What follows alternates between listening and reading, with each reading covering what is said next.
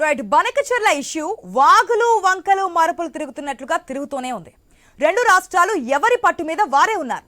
కొద్ది రోజులుగా బనకచెర్ల వివాదం రెండు రాష్ట్రాల మధ్య మాటల మంటలు పుట్టిస్తోంది. సముద్రంలో వృధాగా పోతున్న నీటిలో కేవలం 200 టీఎంసీల వరద జలాలనే తీసుకుంటున్నామని ఏపీ చెప్పుకుంటోంది. దీనిపై తెలంగాణ ప్రభుత్వంతో పాటు బీఆర్ఎస్ పార్టీ తీవ్ర అభ్యంతరం వ్యక్తం చేస్తోంది.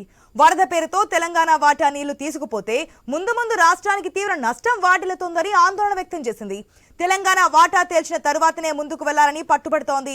ఇప్పటికే రెండు రాష్ట్రాలు ఎవరి వాదనను వారు కేంద్రానికి వివరించారు. తెలంగాణ ఫిర్యాదుపై స్పందించిన కేంద్రం పర్యావరణ అనుమతులను పెండింగ్ లో పెట్టింది.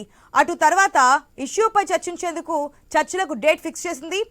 ఈ నెల 16వ తేదీన చర్చలకు రావాలని ఇద్దరు సీఎంలకు లేఖలు రాసింది కేంద్ర జలశక్తి శాఖ.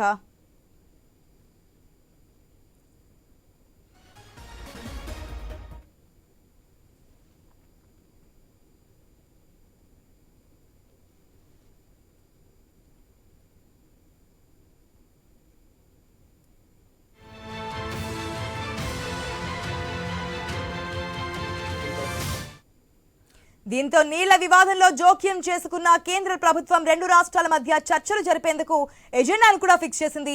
ఇందుకోసం రెండు రాష్ట్రాల సీఎంలు రేపు ఢిల్లీకి రావాలని ఇప్పటికే లేఖలు కూడా రాసింది. ఇక్కడే ఇష్యూ కీలక టర్న్ తీసుకుంది. మొదటి నుంచి బనకచెర్లను వ్యతిరేకిస్తున్న తెలంగాణ ప్రభుత్వం చర్చలేమంటే మొదట్లోనే ఎండ్ కార్డ్ వేసేసింది. మాటల్లేవు, సింగిల్ ఎజెండా అంటున్న తెలంగాణ మీటింగ్ లో బనకచెర్లపై చర్చ అవసరం లేదని తిరుగుటపా పంపింది. దీంతో ఏం చేయాలన్న దానిపై కేంద్రం సందిగ్ధంలో పడింది. ఇప్పుడు ఈ టైంలో కేంద్రం ఏమైనా సంప్రదింపులు చేస్తుందా?